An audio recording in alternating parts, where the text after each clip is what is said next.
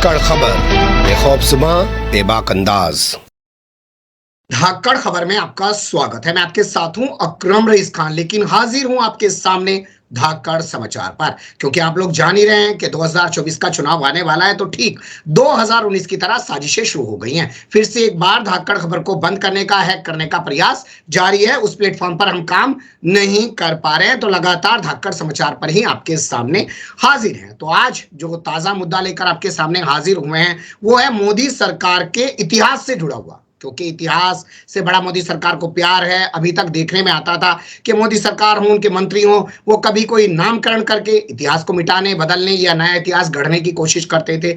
लेकिन अब उसमें नाम जुड़ गया है देश के एनएसए यानी national security adviser Ajit Doval का। उन्होंने एक बयान दिया है और उनके मुताबिक कि अगर नेताजी होते तो देश का बंटवारा नहीं होता। आगे उन्होंने कहा कि नेताजी निडर थे, वो डरते नहीं थे और वो आजादी की भीख भी नहीं मांगते थे अंग्रेजों से। तो उनके इन दोनों बयानों के क्या मतलब निकाले जा सकते हैं? क्या वाकई में ये लोग जो नेताजी के बारे में बता रहे हैं वो सही है? और जो ये बार बार बंटवारे की बात करते हैं और अपने आप को महान दिखाने की कोशिश करते हैं, क्या ये लोग बंटवारे के लिए जिम्मेदार नहीं है, या इन्हीं की साजिश थी कि बंटवारा हो जाए, बगल में एक मुस्लिम राष्ट्र बन जाए, तभी आगे चल के ये लोग हिंदू राष्ट्र की बात कर पाएंगे? इन्हीं सवालों के आसपास अपनी बातचीत को रखने की कोशिश करेंगे। हमारे साथ इंडियन नेवी के रिटायर्ड लेफ्टिनेंट सर जुड़ रहे हैं, आरसी जैन जी, रामचंद्र जैन जी। अपनी बेबाकी के लिए, स्पष्टवादिता के लिए जाने पहचाने जाते हैं, बहुत सारे आर्टिकल्स भी लिखते रहते हैं और हमारे चैनल पर भी आते रहते हैं। बहुत शुक्रिया सर वक्त देने के लिए। मेहरबानी, आपके धन्यवाद बहुत बहुत। बहुत मुद्दत बाद पहले आपसे जुड़ रहा हूँ। स्वास्थ्य वगैरह सब ठीक है ना? हाँ, सब मेहरबानी अल्लाह ताला की, सब ठीक है।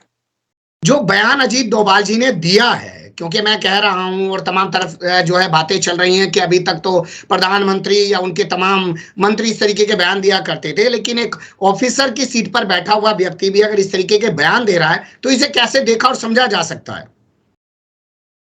देखिए, डोभाल जी की मजबूरी है और जितने भी मोदी जी के मंत्री हैं उन सबको एक स्क्रिप्ट दिया जाता है पीएमओ से, और खासकर अगले 8-9 महीने यह सिलसिला जारी रहेगा। जो भी बात वो लिख के देंगे उससे बाहर ये नहीं जा सकते।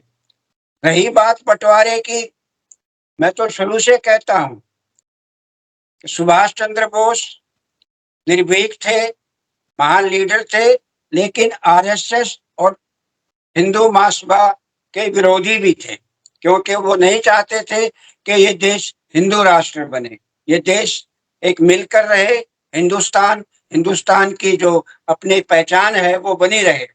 जी और मैं कहता हूं कि ये जो आजकल हिंदूवादी लोग हैं, जो जी हिंदू राष्ट्र की बात करते हैं, जी इनको तो मोहम्मद अली जिन्ना का एक बुत बना के उसकी पूजा करनी चाहिए।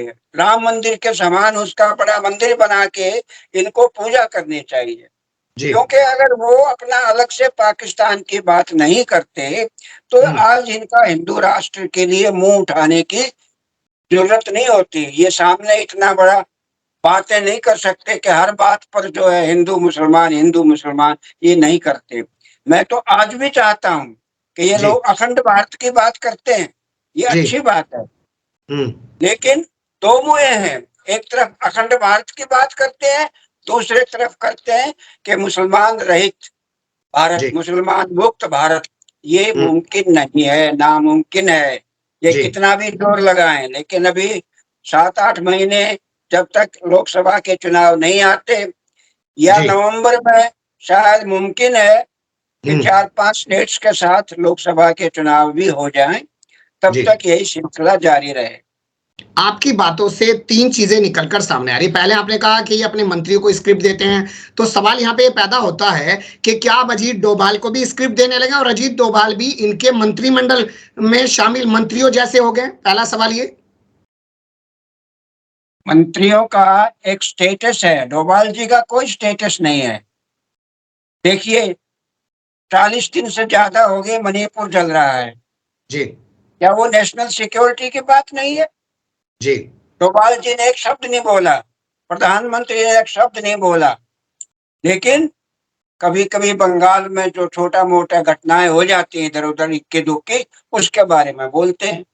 जी तो डोभाल जी को पता है कि उनके टेन्योर खत्म होने जा रही है, 8-9 महीने से ज्यादा उनका जीवन नहीं है इस पद जी। पर, फिर आगे इसलिए अपना कुछ भी बोल देते हैं।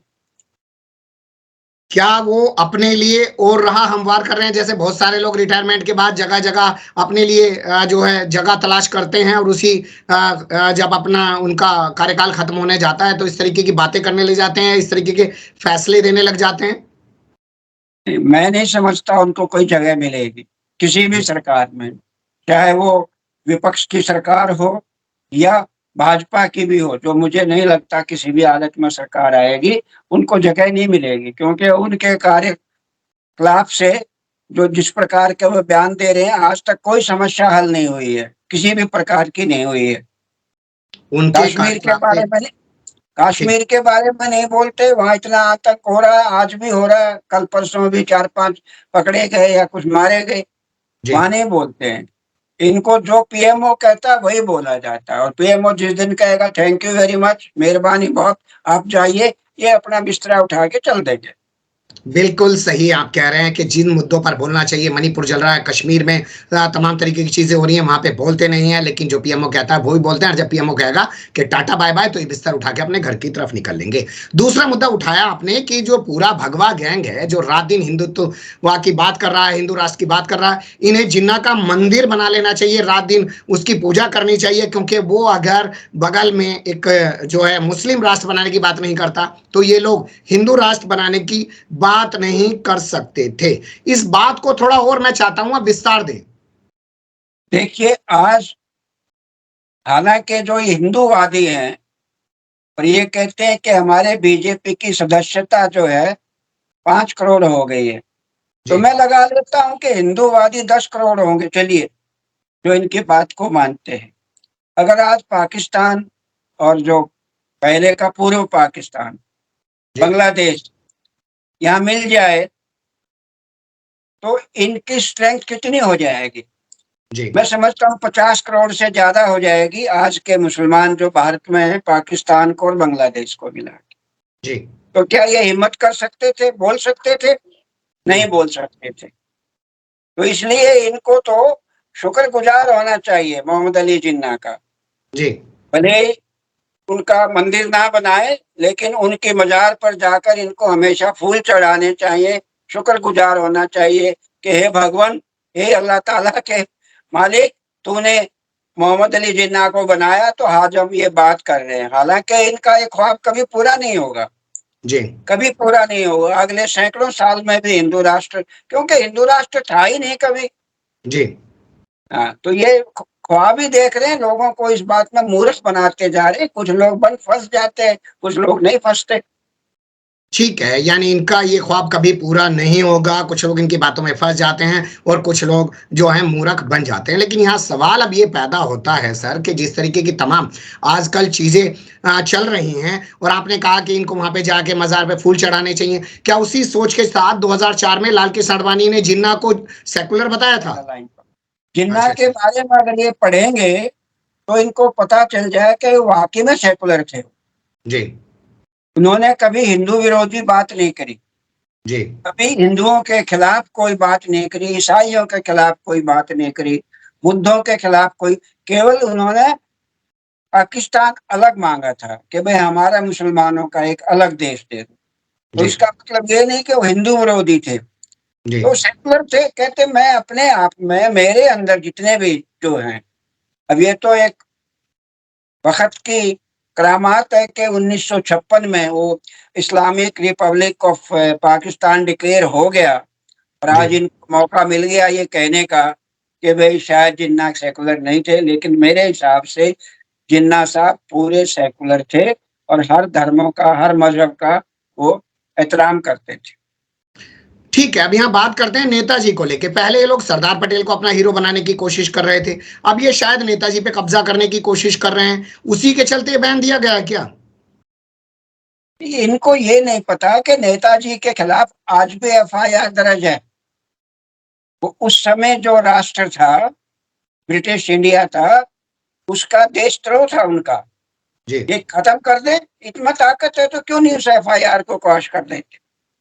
लेकिन जो भी आदमी, जो भी नेता, जो भी किरदार इनको ये लगता है कि ये कांग्रेस के विरोध में इसको रखा जा सकता है, उसको जी। अपनाने की कोशिश करते हैं, उसको अपना कहने लग जाते हैं। इनका अपना तो कोई है नहीं, 100 साल के इतिहास में इनका अपना कोई नहीं है जिसको ये कोट कर सके या जिसको दिखा सके। इसलिए चुन चुन कर दूसरे लोगों को उठाकर कांग्रेस के विरोध में खड़ा कर देते हैं। दूसरे लोगों को अपना हीरो मान रहे हैं क्योंकि इनके पास कुछ नहीं है। क्या ये भी संयोग है सर कि बंगाल में पंचायत चुनाव चल रहे हैं, वहां पे हिंसा हो रही है और उसी दौरान अजीत डोभाल ने नेताजी सुभाष चंद्र बोस का नाम लिया है? ये संयोग है या प्रयोग है ये? देखिए, जहां जहां बीजेपी सत्ता में नहीं है, वहां हर जगह ये कुछ ना कुछ उपद्रव खड़ा करेंगे। बंगाल में खड़ा करेंगे, अभी थोड़ा सा कर्नाटक में हार गए भले ही, लेकिन 2-3 महीने बाद में देखना आप वहां भी खड़ा कर। जी। जहां जहां दूसरी सरकारें हैं, विपक्ष की सरकारें हैं, वहां खड़ा करेंगे। ये कहते हैं कि जहां हमारी सरकार है वहां उपद्रव नहीं होते। अरे भाई, उपद्रव तो आप ही कराते हो, आपके आदमी कराते हैं, RSS वाले कराते हैं, बजरंग दल वाले कराते हैं, VHP वाले कराते हैं, भाजपा वाले कराते हैं। इसलिए अपने आप ही चुप हो जाते हैं जहाँ सरकार आपकी है। बिल्कुल सही आपने कहा कि जहाँ इनकी सत्ता होती है वहां पे वो लोग अपना आप ही चुप हो जाते हैं, लेकिन जहाँ पे इनकी सत्ता नहीं होती है वहां पर ये इसी तरीके से मुद्दों को उठा के हल्ला मचाते हैं। लगता है ममता बनर्जी को पश्चिम बंगाल तक सीमित करने की कोशिश की जा रही है, क्योंकि अगर जो विपक्षी एकता वाली बातें चल रही हैं 23 जून को, वो वाकई में कुछ आगे बढ़ी तो इनको डैमेज बहुत जबरदस्त हो सकता है और कर्नाटक से ये नतीजा देश के सामने आ चुका है। आपने वक्त दिया, बहुत शुक्रिया। फिर आपसे किसी और मुद्दे पर जुड़ने की कोशिश करेंगे। धन्यवाद। मेहरबानी, धन्यवाद।